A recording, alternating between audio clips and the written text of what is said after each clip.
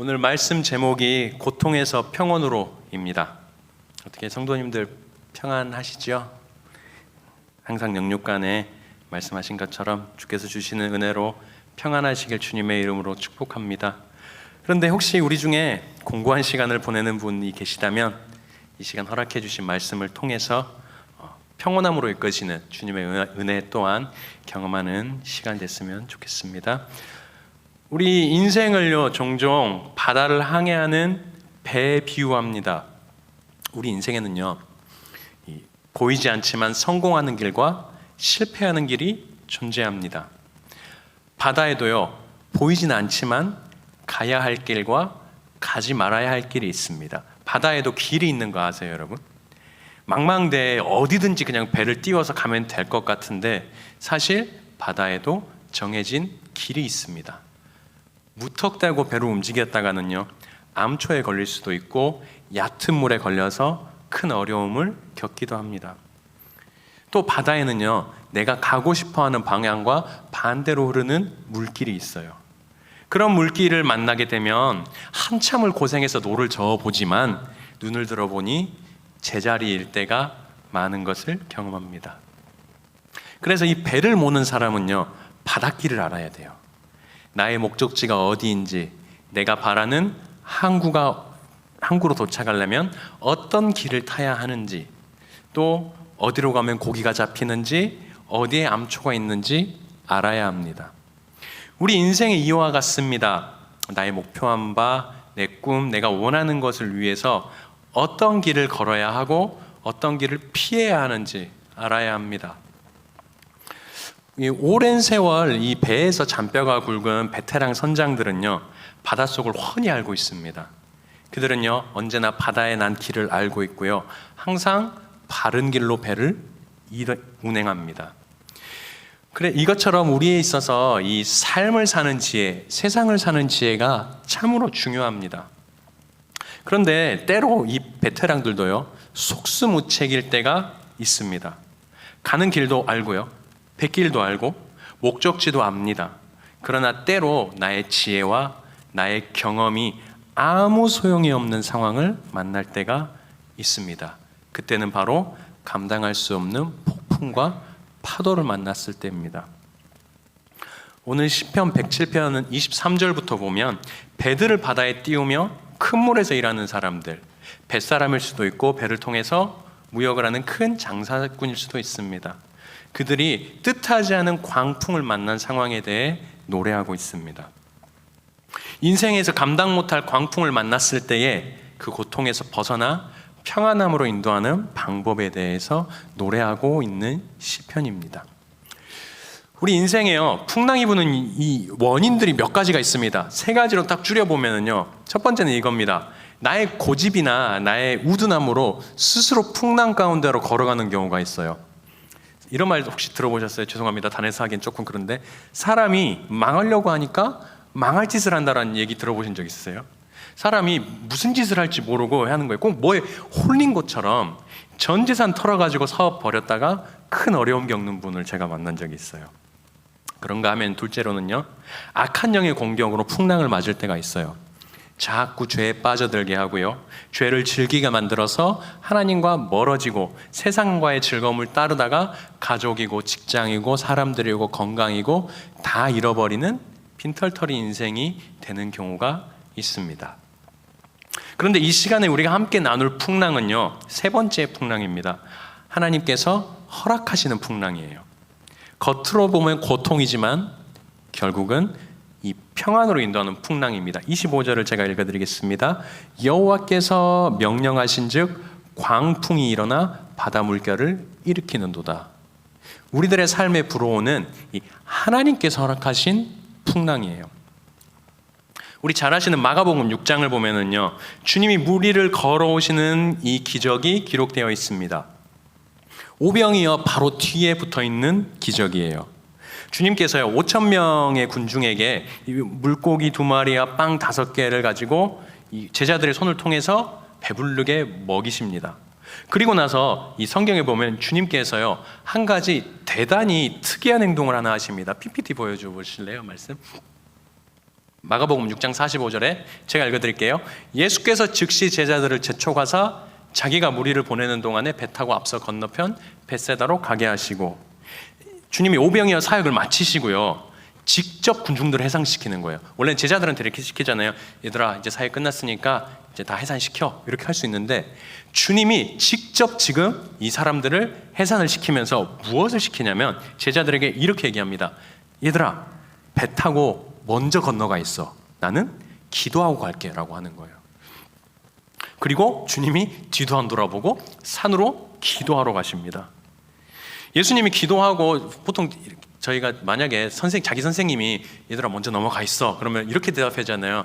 선생님 어떻게 오시려고요? 저 넘어가야 되는데 같이 기도하고 가시죠. 이렇게 하면 얼마나 좋아요. 근데 제자들은 예 주님 가겠습니다 하고 가버리는 거예요. 주님은 기도하라고 했으니까 기도하러 가셨고 제자들을 보내는 겁니다.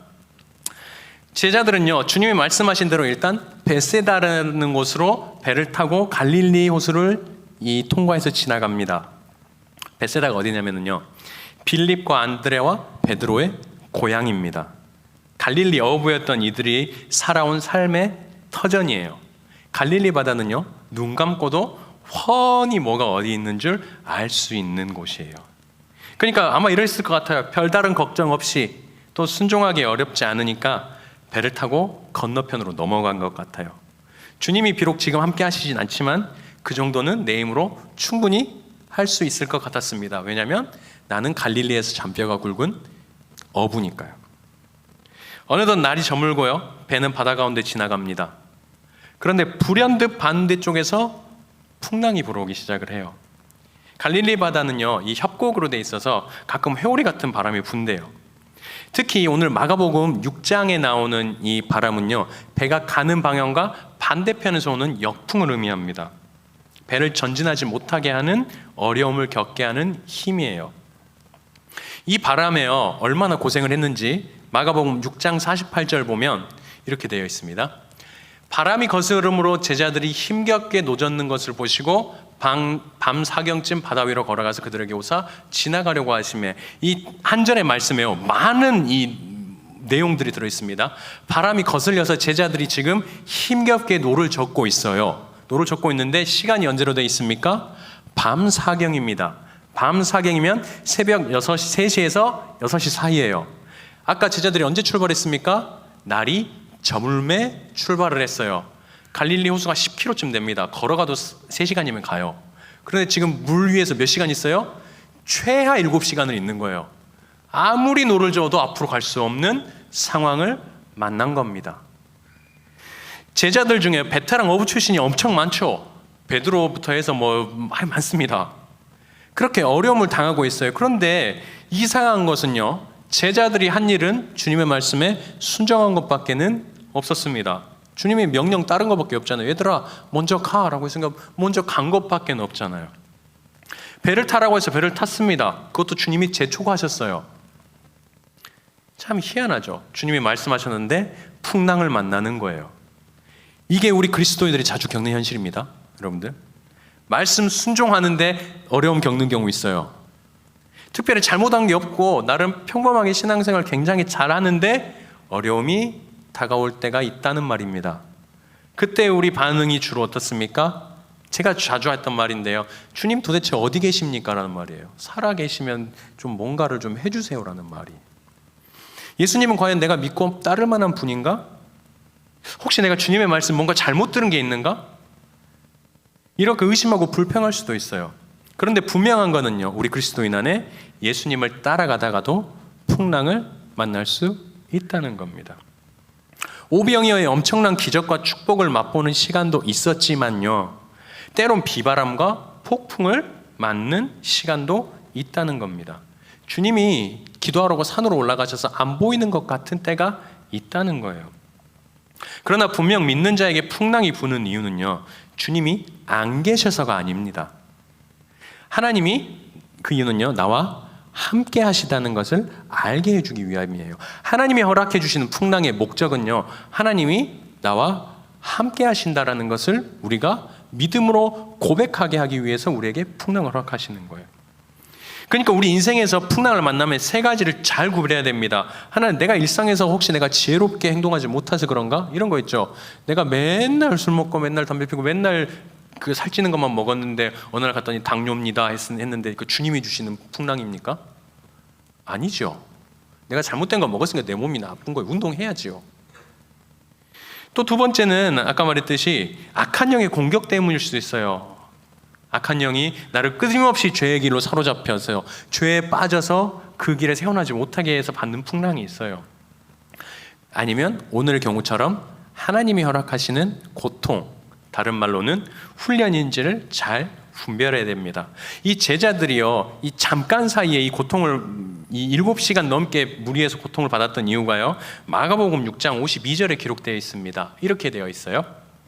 이는 그들이 떡 떼시던 일을 깨닫지 못하고 도리어 그 마음이 둔하여졌습니다. 오병이어 방금 엄청난 기적을 경험했잖아요. 하나님이 물질의 주인이심을 경험했고 하나님이 적은 것으로도 많은 것을 만드시는 분이라는 걸 직접 경험해서 주님이 오병이어 기적을 일으키실 때요, 직접 떡을 안 떼주셨습니다. 제자들한테 떡을 떼어서 나누라고 했어요. 제자들 손으로 나눠서 5,000명을 먹인 겁니다. 경험했잖아요. 하나님이 살아계심을 경험을 했어요. 그런데 물 위를 가면서 풍랑을 만나는데 이 제자들의 이 반응이 대단히 웃깁니다. 물 위로 주님이 밑에서 보고 계시다가 안 되겠는 거예요. 얘네들이 도저히 못 갈 것 같은 거예요. 주님이 이렇게 행동하세요. 물 위를 걸어오십니다. 그런데 중요한 건 무엇이냐면 6장 49절을 제가 읽어드릴게요. 이렇게 되어 있습니다. 제자들이 그가 바다 위로 걸어오심을 보고 뭔가 소리를 질러요? 유령인가 하여 소리를 지르니. 물 위를 누군가 걸어오는데 주님이시라고 생각해야 되지 않나요? 유령인가 하고 소리를 지르는 거예요. 우리말로 이런 거죠. 귀신이다라는 거예요. 제자들에게 다가오는 이 존재가 예수님이라고 생각하지 못하고 왜 제자들은 유령이라고, 다른 말로 죽음이라고, 다른 말로 절망이라고 생각했을까요? 아마 예수님이 기도하시느라 우리와 함께하지 않으니까 우리는 이제 죽었다라고 생각한 것 같아요. 그런데 사실 제자들이 풍랑 만난 게 이게 처음이 아니죠. 우리 잘 아시는 것처럼 마가복음 4장에 보면 주님이 백고물에 주무시는데 엄청난 광풍이 불어서 주님이 바람과 바다를 꾸짖으셔서 잠잠하게 하신 기적을 이미 제자들은 한번 경험을 했어요. 4장에서. 그게 마가복음 4장에 있습니다.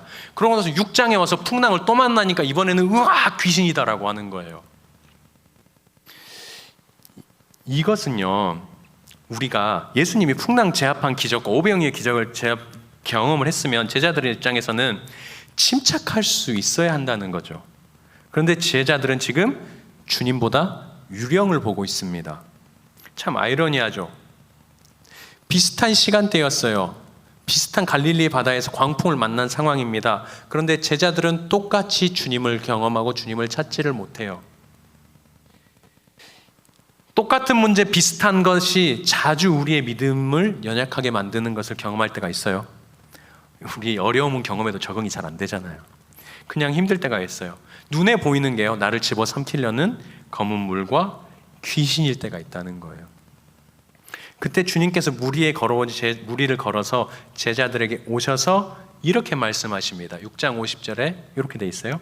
안심하라, 내니 두려워하지 말라라고 말씀하시는 거예요. 이 말은 이 말입니다. 눈에 보이는 폭풍과 눈에 안 보이지만 나를 죽일 것 같은 귀신, 유령, 악몽에 짓눌리지 말고 풍랑을 만나면 나를 바라봐라라는 말이에요. 담대하게 떨치고 일어나라라고 말하는 겁니다. 지금 무서워하는 상태에 머물러 있지 말고 두려움에서 벗어나라고 권면하는 겁니다. 예수님이 눈에 보이지 않아도 나를 위해 기도하고 계시고 나와 함께 하심을 믿으라고 말씀하는 겁니다. 이게 바로 주님께서 물 위를 걸어오신 이유예요. 우리가요, 우리 삶에 고통이 찾아왔을 때 어떤 행동을 주로 취합니까?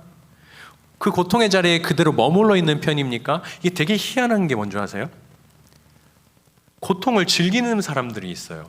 무슨 말이냐면요, 고통 자체를 고통을 당하니까 기쁘다 이 말이 아니고 고통의 자리에서 벗어나오는 것을 거절하는 사람들이 있다는 거예요. 내가 고통당하고 힘들어하는 것을 누군가 보고 위로해주고 누군가 이 사람에 대해서 참 힘들겠구나, 참 그래 힘내세요라는 말에 중독이 돼서 그 고통의 자리에서 머물고 있는 사람들이 있다는 거예요. 주님은 그 고통의 자리에서 머물러 있지 말고 하나님 아들의 나라로 걸어 나오라고 말씀을 하는 겁니다.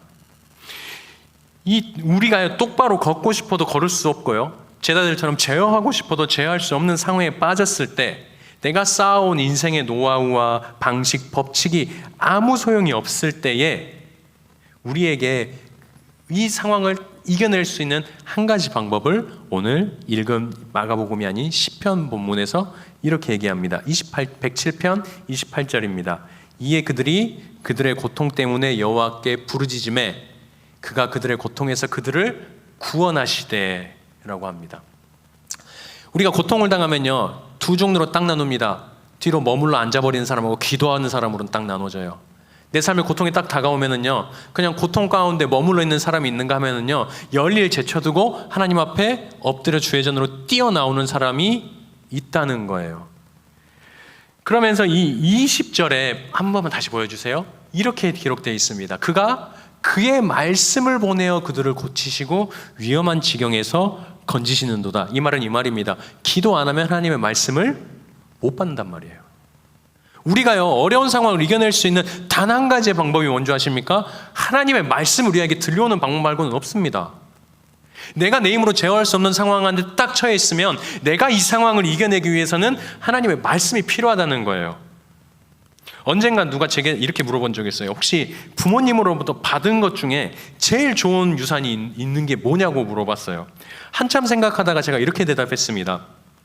다른 건 몰라도 내가 어려운 일 생기면, 기도할 거리가 생기면 열일 제쳐두고 100가지 1000가지 방법 놔두고 일단 하나님 앞에 와서 엎드린다. 그렇게 훈련된 게 부모님으로 맡은 유산이다라고 말한 적이 있어요. 이게 왜냐면 제가 할 수 있는 게 아무것도 없었기 때문에, 또 부모님이 제 인생에서 해줄 수 있는 게 진짜 아무것도 없었기 때문에 주님 앞에 나올 수밖에 없는 훈련을 하는 거예요. 하나님도요, 우리가 기도하게 하시려고 광풍을 주시는 겁니다. 그리고 기도하면 그 광풍을 잔잔하게 해주세요. 29절에 이렇게 되어 있습니다. 광풍을 고요하게 하사 물결도 잔잔하게 하신다라고 되어 있습니다. 기도를 통해 문제를 해결하는 방법이 우리 안에 들어와 있어야 된다는 말이에요. 기도를 통해 하나님의 말씀을 듣는 훈련이 우리 가운데 되어 있어야 한다는 말입니다.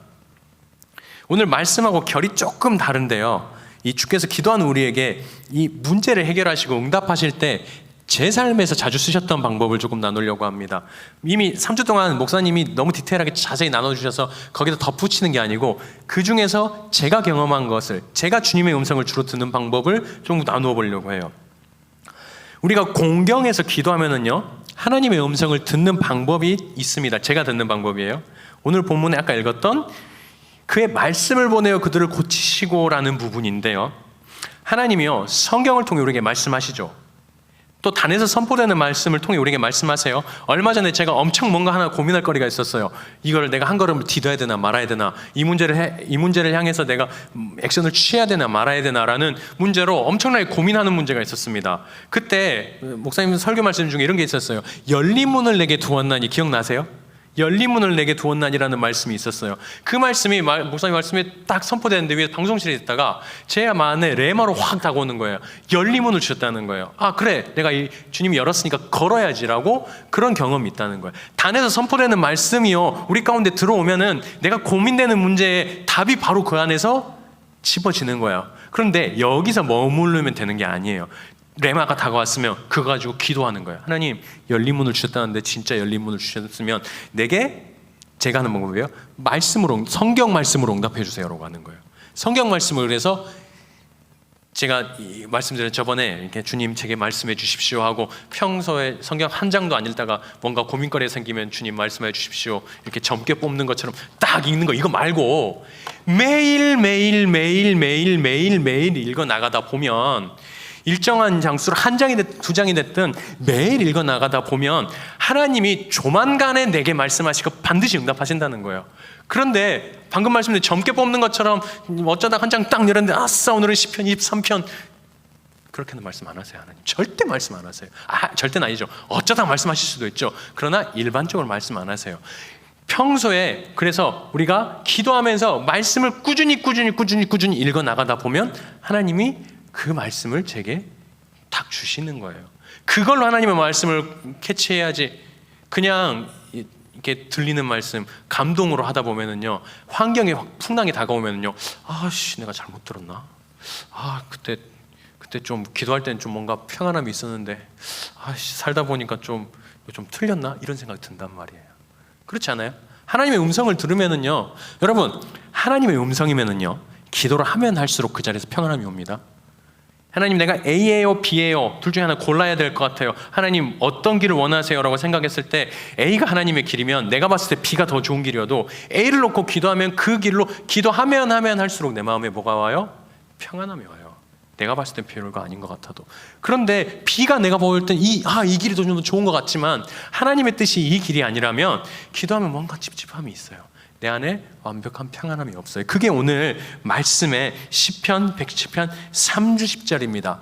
읽어보겠습니다. 그들이 평온함으로 말미암아 기뻐하는 중에, 평온함, 하나님 말씀하신 평온함이 있다는 거예요. 내 안에 내가요 어느 때는 평온한 것 같고 어느 때는 안 평온한 것 같고 어느 때는 흔들리고 어느 때는 안 흔들리고 하면 사실 그건 하나님 말씀을 제대로 받은 게 아니라는 거예요. 하나님의 말씀을 받으면은요, 조금 그 비속어로 사용할게요. 머리가 터져도 기어가요. 다리가 부러져도 가요. 그 누가 못 가게 해도 그 길을 꾸역꾸역 가게 되어 있어요. 이게 좀 많은 목회자들이 소명을 받았다고 하잖아요. 제가 항상 하는 말이 그거니까 어렸을 때부터 죄송해요. 저거 왜 비속어가 나오지? 엄마한테 아이씨 나는 목사는 절대 안 돼 라고 맨날 말해. 어렸을 때부터 아빠 보니까 맨날 목사하는 거 보니까 맨날 뭐 이렇게 그 어렵기만 하고 뭐 나는 돈 잘 버는 30살에 벤츠 탈 거야가 제 꿈이었어요. 나는 30살에 벤츠 탈 거야. 아빠같이 목사 안 돼. 그런데 지금 여기서 목사가 되어 있어요.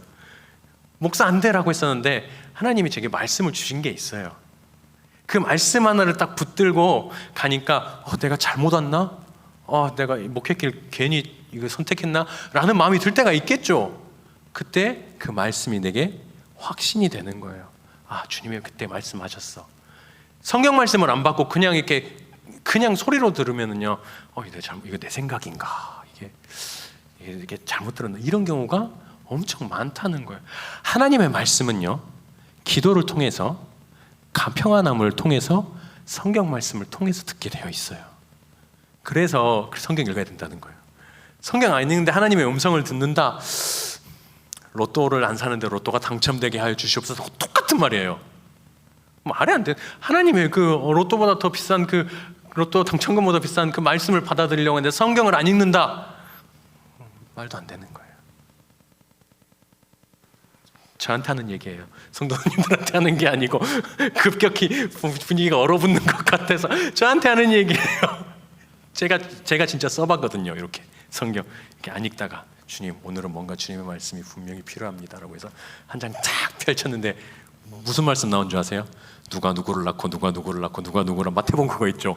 내 의견과 아무런 내 지금 상황과 아무런 상관이 없는 누구는 누구를 낳고 누구는 몇 세에 뭘 살고 이게 갑자기 보면 하나님 이거 하나님의 음성이 아니잖아요. 그렇게 음성 안 주신다니까요. 매일 읽어 나가면서 불현듯 어느 날 가까운 시점에 하나님이 말씀해 주세요. 하나님이 말씀하시면 평온함으로 아무리 풍랑 가운데 있어도 주님이 내니 안심해라 두려워하지 말라 라고 하면 안 두려워지는 거예요. 당장 죽을 일이 내 앞에 있어도 주님이 이 성경 말씀 가운데 이 성경을 읽다 보면 내니 두려워하지 마라 라고 하면 그 말씀 내 안에 들어오면 나는 평안해진다는 말이에요. 말씀 정리하려고 하는데 제주도에 이 돌담이 있습니다. 한번 보여주실래요? 되게 예쁘죠? 진짜 옛날 전 장로님 제주도 사셨다 그랬던 것 같아요. 돌담 정말 예쁘죠? 다음 보여주실래요? 근데 돌담 보면 사이가 어때요? 구멍이 퐁퐁퐁 나 있어요. 담을 세우려면 시멘트로 꽉 막아가지고 세워야 되는 거 아니에요? 이거 제주도의 식물들은요 바람 몸살이란 걸 앓는데요. 제주도가 바람이 엄청 많이 불잖아요. 식물들이 이렇게 위로 자라야 되는데 바람이 부니까 어떻게 자라요? 이렇게 자라버린대요. 이렇게나. 바람이 많이 부니까 뿌리가 깊이 박히지를 못해요. 그러면 식물이 죽거나 잘 자라지를 못한대요. 그래서 이 바람 몸살에서 식물들 지키기 위해서 돌담을 쌓는데요. 제주도 가면 돌담이 되게 많아요. 바람을 막아주기 위해서 특별히 밭 같은 데 되게 많대요. 밭에 돌담을 쌓는데, 그런데 특별한 거는 시멘트 같은 거로 다 메우지 않고 중간중간 틈을 일부러 준답니다. 왜냐하면 시멘트 같은 걸로 다 메워버리면 진짜 큰 바람이 불면 담이 넘어가 버린대요. 오히려 중간중간 구멍이 있어야, 바람 구멍이 있어야 이 큰 바람은 막고 작은 바람만 들어온다는 거예요. 하나님이 우리를 훈련하실 때에, 그리스도인의 장성한 분량에 이르길 때에요, 시멘트로 완벽하게 막은 담을 우리 가운데 두지 않아요. 하나님은 군데군데 구멍이 뚫려 있는 돌담을 우리 삶 가운데에, 우리의 인생의 사방으로 둘러치시는 거예요. 우리 부모들이요, 자녀들에게 돌담이 되어 주려고 합니다. 제가 좀 특별히 그래요.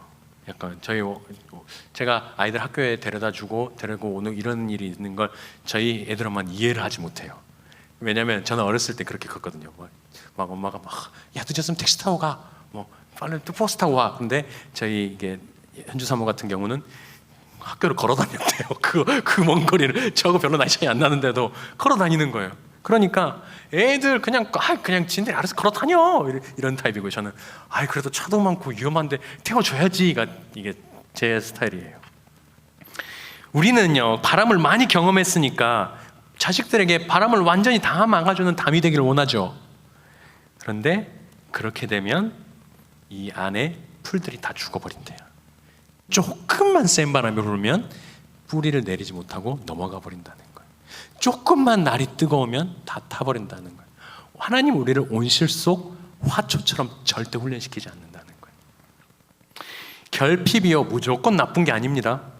주께서 허락하시는 결핍은요, 우리의 영혼을 성장시키시고 강하게 만드는 거예요. 어려움을 이겨내려는 갈망이요, 그 갈망을 비롯한 기도가요, 물 위로 걸어오는 주님을 만나게 하는 거예요. 어려움은요, 기도하게 만들고요, 주님의 사람은요, 기도를 통해서 주님의 음성을 듣습니다. 그리고 결국에 오직 예수로 사는 사람으로 성장하는 거예요. 바울 사도는 빌립보서 4장 13절에 이렇게 얘기하죠. 내가 능력 주시는 자 안에서 내가 모든 것을 할 수 있다라고 해요. 그 앞에 구절을 보면 이런 말이에요. 내가 비천에도 처하고 공고에도 처하고 배도 고파보고 힘들어보고 옷도 못 입어보고 이런 어려움들을 겪었는데, 결국에는 그 어려움이 어떻게 한다고요? 내게 능력 주시는 자 안에서 내게 모든 것을 할 수 있는 힘을 준다라고 말을 하는 거예요. 여러분, 주님이 주시는 풍랑은요, 우리를 기도의 사람으로 만듭니다. 또 역으로 말하면 주님이 우리에게 풍랑 주셨는데 우리가 기도 안 하고 있으면 어떻게 해요? 7시간 넘게 노젓고 있는 제자들하고 똑같은 거예요. 그런 말이 있죠. 제가 좋아하는 말인데요, 3주 그냥 금식 기도해서 끝낼 걸 3년 내내 고생하지 말라는 말이 있어요. 제가 많이 들었던 말이에요. 제가 뭔가를 엄청 고민하고 있으면은 저희 아버님 같은 경우는 진짜 서운한 얘기, 그쵸? 보통 여러분 아들이 집 사면 돈 보태줘요, 안 보태줘요? 돈 있으면 보태주잖아요. 저희 아버지는 한 푼도 안 보태주더라고요. 10원짜리라도 안 보태주는 거예요. 그러니까는 기도할 수밖에 없는. 그랬는데 저한테 하는 말은 뭐냐면, 야, 3년 그렇게 1년, 2년, 3년 고생할 거냐, 3주 금식해버려. 약간 이렇게 컸습니다. 이렇게 컸어요. 그러니까 돌담 사이에 구멍이 좀 큰 분이에요. 그분이 바람이 좀 많이 불어요. 그런데 그 훈련을 하다 보니까 어떻게 돼요? 내가 어려움이 다가오면 나는 의뢰의 육신의 아버지가 아니고 내 영혼의 아버지 앞으로 나오는 거예요. 우리도 그래야 되고, 우리 청년들도 그래야 되고, 우리 자녀들도 그래야 돼요. 제가 그래서 완벽히 돌담이 되는 걸 포기하기로 했습니다. 우리 자녀들에게. 제자들은요, 주님과 동고동락했지만 거친 풍랑 앞에서 예수님을 보고 유령이라고 했어요. 죽음을 생각했지요.